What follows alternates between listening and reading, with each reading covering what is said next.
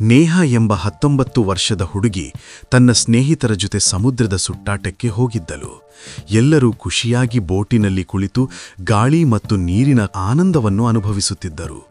ಆದರೆ ಅಕಸ್ಮಾತ್ ಹವಾಮಾನ ಬದಲಾಯಿತು. ಕಪ್ಪು ಮೋಡಗಳು ಆಕಾಶವನ್ನು ಮುಚ್ಚಿಕೊಂಡವು. ಬಲವಾದ ಗಾಳಿ ಮತ್ತು ಭಾರೀ ಅಲೆಗಳು ಎದ್ದವು. ಅಲೆಗಳು ಎಷ್ಟು ಬಲವಾಗಿದ್ದವೋ ಬೋಟು ನಿಭಾಯಿಸುವುದು ಅಸಾಧ್ಯವಾಯಿತು. ಎಲ್ಲರೂ ಪರಸ್ಪರ ಹಿಡಿದುಕೊಂಡು ಕಿರುಚಿದರು. ಆದರೆ ಗಾಳಿಯ ಶಬ್ದದಲ್ಲಿ ಅವರ ಧ್ವನಿ ನಶಿಸಿ ಹೋಯಿತು. ನೇಹ ಎಚ್ಚರವಾದಾಗ ಅವಳು ಒಂದು ಸಣ್ಣ ನಿರ್ಜನ ದ್ವೀಪದ ಮೇಲೆ ಬಿದ್ದಿದ್ದಳು. 4 ಕಡೆ ನೀರೇ ನೀರು.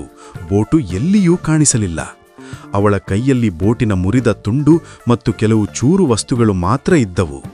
ಉಸಿರು ವೇಗವಾಗಿ ಓಡುತ್ತಿತ್ತು. ಹೃದಯ ತೀವ್ರವಾದ ಬಡಿತ. ನನ್ನ ಸ್ನೇಹಿತರು ಎಲ್ಲಿದ್ದಾರೆ? ನಾನು ಒಬ್ಬಳೇ ಯಾಕೆ? ಯಾರಾದರೂ ನನ್ನನ್ನು ಹುಡುಕುತ್ತಾರಾ? ಈ ಪ್ರಶ್ನೆಗಳು ಅವಳ ಮನಸ್ಸನ್ನು ಕಾಡುತ್ತಿದ್ದವು. ನೇಹ ತನ್ನ ಮನಸ್ಸನ್ನು ಸ್ಥಿರಗೊಳಿಸಿ ನಿಶ್ಚಯ ಮಾಡಿಕೊಂಡಳು. ಈಗ ಜೀವಿಸಬೇಕಾದರೆ ಹೋರಾಡಬೇಕು. ಆದರೆ ಆ ನಿರ್ಜನ ದ್ವೀಪದ ಮೌನವು ಅವಳ ಮನಸ್ಸನ್ನು ನಡುಗಿಸಿತು. ಅವಳು ಸುತ್ತಲೂ ನೋಡಿದಾಗ ಗಾಢವಾದ ಕಾಡಿನಿಂದ ಕೂಡಿದ ಒಂದು ಸಣ್ಣ ದ್ವೀಪ. ದೊಡ್ಡ ದೊಡ್ಡ ಮರಗಳ ಕೊಂಬೆಗಳು ಗಾಳಿಯಲ್ಲಿ ತೂಗುತ್ತಿದ್ದವು. ದೂರದ ಪಕ್ಷಿಗಳ ಕೀಳುಧ್ವನಿ ಕೇಳಿಸಿ ಬರುತ್ತಿತ್ತು. ಕೆಲವೊಮ್ಮೆ ದೂರದಿಂದ ಪ್ರಾಣಿಗಳ ಶಬ್ದವೂ ಕೇಳಿಸಿತು. ಈ ದ್ವೀಪ ಸಂಪೂರ್ಣ ನಿರ್ಜನವಾಗಿತ್ತು. ಯಾವ ಮಾನವ ಗುರುತುಗಳೂ ಇಲ್ಲ. ಬೋಟಿನ ಮರದ ತುಂಡುಗಳನ್ನು ಸೇರಿಸಿ ನೇಹ ಒಂದು ಸಣ್ಣ ತಂಗುದಾಣ ಕಟ್ಟಿಕೊಂಡಳು. ಆದರೆ ರಾತ್ರಿ ಬಿದ್ದಂತೆ ವಿಚಿತ್ರ ಶಬ್ದಗಳು ಕೇಳಿಬರತೊಡಗಿದವು. ಮರಗಳ ನಡುವಿನಿಂದ ಚಿಲುಮೆ, ಆಳವಾದ ಶಬ್ದ. ಭಯವು ನಿಧಾನವಾಗಿ ಮನಸ್ಸಿನಲ್ಲಿ ನೆಲೆಸಿತು. ಇಲ್ಲಿ ನಿಜವಾಗಿಯೂ ಯಾರಾದರೂ ಇರಬಹುದಾ ಎಂಬ ಅನುಮಾನಗಳು ಹುಟ್ಟಿದವು. ಆದರೂ ನೇಹ ತನ್ನನ್ನು ಧೈರ್ಯಪಡಿಸಿಕೊಂಡಳು. ಭಯದಿಂದ ಏನೂ ಆಗೋದಿಲ್ಲ. ಅವಳ ಗುರಿ ಒಂದೇ, ಬದುಕುಳಿಯುವುದು. ದಿನಗಳು ಕಳೆಯುತ್ತಾ ಹೋದಂತೆ ಅವಳು ನೀರು ಮತ್ತು ಆಹಾರ ಹುಡುಕಲು ಪ್ರಯತ್ನಿಸುತ್ತಿದ್ದಳು. ಆದರೆ ಸಮಯದ ಜೊತೆ ನೀರಿನ ಪ್ರಮಾಣ ಕಡಿಮೆಯಾಗತೊಡಗಿತು. ಹತ್ತಿರದ ನೀರಿನ ಹರಿವೂ ಕೂಡ ಒಣಗತೊಡಗಿತು. ಆಹಾರದ ಕೊರತೆ ಕೂಡ ಪ್ರಾರಂಭವಾಯಿತು. ಒಂದು ಸಂಜೆ ಅವಳು ತನ್ನ ತಂಗುದಾಣದ ಬಳಿ ಕುಳಿತಿದ್ದಾಗ ದೂರದಲ್ಲಿ ಅಲೆಯಂತೆ ಏನೋ ಚಲನೆಯೂ ಕಾಣಿಸಿತು. ಕೆಲವು ಕಾಡು ಪ್ರಾಣಿಗಳು ಅವಳ ಕಡೆ ಬರುತ್ತಿದ್ದವು. ಅವು ಅವಳ ತಂಗುದಾಣದವರೆಗೂ ಬಂದು ತೀವ್ರವಾಗಿ ನೋಡಿದವು. ನೇಹ ಭಯಗೊಂಡಳು. ಮೊದಲ ಬಾರಿಗೆ ನಿಜವಾದ ಅಪಾಯದ ಅರ್ಥ ತಿಳಿಯಿತು. ಈ ಪ್ರಾಣಿಗಳು ನನ್ನ ಮೇಲೆ ದಾಳಿ ಮಾಡುತ್ತವೆಯಾ? ಈಗ ಬದುಕುವುದು ಮಾತ್ರವಲ್ಲ, ತನ್ನನ್ನು ರಕ್ಷಿಸಿಕೊಳ್ಳುವುದು ಮುಖ್ಯ ಎಂಬುದು ಅರಿವಾಯಿತು. ಒಂದು ರಾತ್ರಿ ಅವಳು ಮಲಗಲು ಸಿದ್ಧವಾಗುತ್ತಿದ್ದಾಗ ಹೊರಗಿನಿಂದ ಅಸ್ಪಷ್ಟ ಕಾಲಿನ ಶಬ್ದಗಳು ಕೇಳಿಬಂದವು. ಹೃದಯ ಬಡಿತ ಹೆಚ್ಚಾಯಿತು. ಧೈರ್ಯ ಮಾಡಿ ಹೊರಗೆ ನೋಡಿದಾಗ ಅವಳು ಬೆಚ್ಚಿಬಿದ್ದಳು. ಮಣ್ಣಿನ ಮೇಲೆ ಹೊಸ ಕಾಲಿನ ಗುರುತುಗಳು. ಅದು ಖಂಡಿತ ಮಾನವನದು. ಇಷ್ಟು ಹೊಸ ಗುರುತುಗಳು ಇಲ್ಲಿ ಹೇಗೆ ಬಂದವು? ನಾನು ನಿಜವಾಗಲೂ ಒಬ್ಬಳೇನಾ? ಈ ಯೋಚನೆಗೆ ಅವಳ ಮನಸ್ಸು ಅಲುಗಾಡಿತು. ಅವಳು ನಿರ್ಧರಿಸಿದಳು, ನಾನು ನಾಳೆ ಈ ರಹಸ್ಯವನ್ನು ತಿಳಿದುಕೊಳ್ಳುತ್ತೇನೆ, ಏನಾದರೂ ಆಗಲಿ. ಮರುದಿನ ಅವಳು ಕಾಡಿನೊಳಗೆ ಹೋದಳು. ಅಲ್ಲಿ ಒಂದು ಹಳೆಯ ಹರಿದ ಟೆಂಟ್ ಬಿದ್ದಿತ್ತು. ಅದರ ಹತ್ತಿರ ಜಂಗದ ಪಾತ್ರೆಗಳು, ಖಾಲಿ ಬಾಟಲಿಗಳು, ಮುರಿದ ಕುರ್ಚಿ ಎಲ್ಲವೂ ಬಿಟ್ಟು ಹೋದಂತೆ ಕಂಡವು. ನೇಹ ಗಾಬರಿಯಾದಳು. ಇವನ್ನೆಲ್ಲ ಯಾರು ಬಿಟ್ಟು ಹೋದರು? ಅಷ್ಟರಲ್ಲಿ ಮಣ್ಣಿನಡಿ ಒಂದು ಹಳೆಯ ಡೈರಿಯ ಪುಟ ಸಿಕ್ಕಿತು. ಅದರಲ್ಲಿ ಸುಮಾರು 7 ವರ್ಷ ಹಳೆಯ ದಿನಾಂಕಗಳು ಇದ್ದವು. ಡೈರಿಯಲ್ಲಿ ಒಬ್ಬ ಹುಡುಗ ಈ ದ್ವೀಪದಲ್ಲಿ ಸಿಕ್ಕಿಬಿದ್ದಿದ್ದ ಕಥೆ ಬರೆದಿದ್ದ. ತನ್ನ ಕುಟುಂಬವನ್ನು ನೆನಪಿಸುತ್ತಿದ್ದನು. ನೇಹ ಬೆಚ್ಚಿಬಿದ್ದಳು. ಆ ಹುಡುಗ ಈಗಲೂ ಇಲ್ಲಿಯೇ ಇರಬಹುದಾ? ನೇಹ ಪ್ರಶ್ನೆಗಳಲ್ಲಿ ಮುಳುಗಿದಳು. ಈ ದ್ವೀಪದಲ್ಲಿ ನಾನೇ ಒಬ್ಬಳ? ಇಲ್ಲದಿದ್ದರೆ ಆ ಹುಡುಗನಿಗೆ ಏನಾಯಿತು? ದಿನಗಳು ಕಳೆಯುತ್ತಾ ಹೋದಂತೆ ಅವಳು ಬದುಕಲು ಪ್ರಯತ್ನಿಸುತ್ತಿದ್ದಳು. ಆದರೆ ಒಂದು ದಿನ ತೀವ್ರ ಜ್ವರದಿಂದ ಬಳಲಿದಳು. ದೇಹ ದುರ್ಬಲವಾಯಿತು. ಔಷಧಿ ಇಲ್ಲದೆ ಸ್ಥಿತಿ ಹದಗಿಟಿತು. ಆದರೆ ನೇಹ ಮನಬಲ ಕಳೆದುಕೊಂಡಿಲ್ಲ. ಅವಳು ತನ್ನ ಆಶ್ರಯವನ್ನು ಬಲಪಡಿಸಿತು. ಮರದ ತುಂಡುಗಳಿಂದ ಮತ್ತು ಎಲೆಗಳಿಂದ ಹೊಸದಾಗಿ ಚಿಕ್ಕದಾಗಿ ಮನ ಕಟ್ಟಿಕೊಂಡಳು.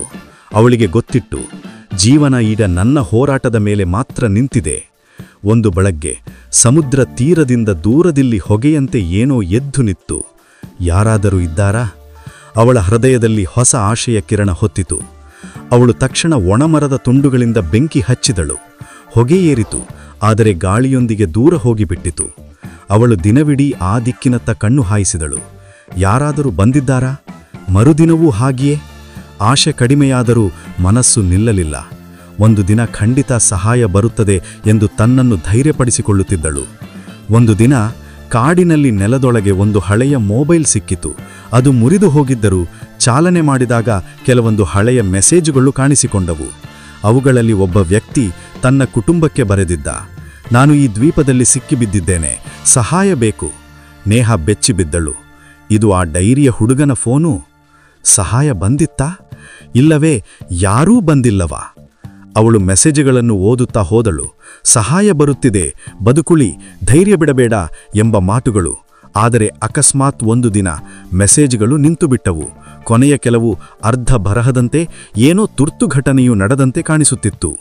ನೇಹ ಯೋಚಿಸಿದಳು, ಸಹಾಯ ನಿಜವಾಗಿಯೂ ಬಂದಿತ್ತಾ ಅಥವಾ ಎಲ್ಲವೂ ಸುಳ್ಳು ಭರವಸೆಗಳ? ಈಗ ಅವಳು ಅರಿತುಕೊಂಡಳು, ಈ ದ್ವೀಪದಲ್ಲಿ ಹಲವರು ಮೊದಲು ಸಿಕ್ಕಿಬಿದ್ದಿದ್ದಾರೆ, ಆದರೆ ಯಾರಿಗೂ ಬದುಕುಳಿಯಲು ಆಗಿಲ್ಲ. ಈ ವಿಚಾರ ಅವಳ ಹೃದಯವನ್ನು ಮುರಿದಿತು. ಆದರೂ ಅವಳು ಹೋರಾಟ ನಿಲ್ಲಿಸಲಿಲ್ಲ. ನಾನು ನನ್ನ ಬದುಕಿಗಾಗಿ ಮತ್ತು ಅವರ ಬದುಕುಗಳ ನೆನಪಿಗಾಗಿ ಹೋರಾಡುತ್ತೇನೆ ಎಂದು ತೀರ್ಮಾನಿಸಿತು. ವರ್ಷಗಳು ಹೋದರೂ ಆಶೆ ಉಳಿದಿತ್ತು. ಒಂದು ದೊಡ್ಡ ಮರದ ತುಂಡಿನಿಂದ ಅವಳು ತೀರದ ಮೇಲೆ ಹೆಲ್ಪ್ ಎಂದು ಬರೆದಳು. ಯಾರಾದರೂ ವಿಮಾನ ಅಥವಾ ಹಡಗು ಈ ದಿಕ್ಕಿನಲ್ಲಿ ಬಂದರೆ ನೋಡಬಹುದು. ಪ್ರತಿದಿನ ಸಮುದ್ರ ತೀರದಲ್ಲಿ ಕಾದು ನೋಡುತ್ತಿದ್ದಳು, ಯಾರಾದರೂ ಬಂದಿದ್ದಾರಾ? ಹೀಗೆ 7 ವರ್ಷ ಕಳೆದವು. ಪ್ರತಿದಿನ ಆಶೆ, ನಿರಾಶೆ, ಧೈರ್ಯ, ಈ ಮಿಶ್ರ ಜೀವನದಲ್ಲಿ ನೇಹಾ ತಾಳ್ಮೆಯಿಂದ ಇದ್ದಳು. ನನ್ನ ಕುಟುಂಬ ನನ್ನನ್ನು ಹುಡುಕುತ್ತಾರೆ ಎಂಬ ಪ್ರಶ್ನೆ ಯಾವಾಗಲೂ ಮನಸ್ಸಿನಲ್ಲಿ. ಆದರೆ ಒಂದು ದಿನ ನಿಜವಾಗಿಯೂ ದೂರದಲ್ಲಿ ಒಂದು ಬೋಟು ಕಾಣಿಸಿತು. ಅವಳು ಕಿರುಚಿದಳು, ಬೆಂಕಿ ಹಚ್ಚಿದಳು. ಅದೃಷ್ಟವಶಾತ್ ಆ ಬೋಟು ತೀರಕ್ಕೆ ಬಂತು. ರಕ್ಷಣಾ ಸಿಬ್ಬಂದಿ ಅವಳನ್ನು ಹಿಡಿದರು. ಕೊನೆಗೂ 7 ವರ್ಷಗಳ ನಂತರ ಅವಳು ದ್ವೀಪದಿಂದ ಹೊರಬಂದಳು. ಆದರೆ ನಗರಕ್ಕೆ ಬಂದಾಗ ಎಲ್ಲವೂ ಬದಲಾಗಿದ್ದೆ. ಸರ್ಕಾರದ ದಾಖಲೆಗಳಲ್ಲಿ ನೇಹಾ ಎಂಬ ಹುಡುಗಿ ಎಂದೂ ಕಾಣಿಸಿಕೊಂಡಿರಲಿಲ್ಲ. ಆಸ್ಪತ್ರೆಯ ದಾಖಲೆಗಳು, ಕುಟುಂಬದ ಹೇಳಿಕೆಗಳು ಯಾರಿಗೂ ಅವಳ ಬಗ್ಗೆ ಗೊತ್ತಿರಲಿಲ್ಲ. ನಾನು ನಿಜವಾಗಿಯೂ ಆ ದ್ವೀಪದಲ್ಲಿದ್ದೇನಾ ಅಥವಾ ಇದು ನನ್ನ ಮನಸ್ಸಿನ ಮೋಹನ ಎಂಬ ಪ್ರಶ್ನೆ ಅವಳನ್ನೇ ಕಾಡುತ್ತಿತ್ತು. ಅದು ಮಾನಸಿಕ ಭ್ರಮೆಯಾಗಿತ್ತಾ ಅಥವಾ ದೊಡ್ಡ ಸತ್ಯವನ್ನು ಯಾರೋ ಮರೆಮಾಚಿದ್ದಾರಾ? ಇಂದಿಗೂ ಈ ಪ್ರಶ್ನೆಗೆ ಉತ್ತರ ಯಾರಿಗೂ ಗೊತ್ತಿಲ್ಲ. ನೇಹಾ ನಿಜವಾಗಿಯೂ ಬದುಕಿ ಬಂದಳ ಅಥವಾ ಕೇವಲ ಕಥೆಯೊಂದು ನಮ್ಮೊಳಗೆ ಬಿಟ್ಟ ಅಜ್ಞಾನ ರಹಸ್ಯವಾ?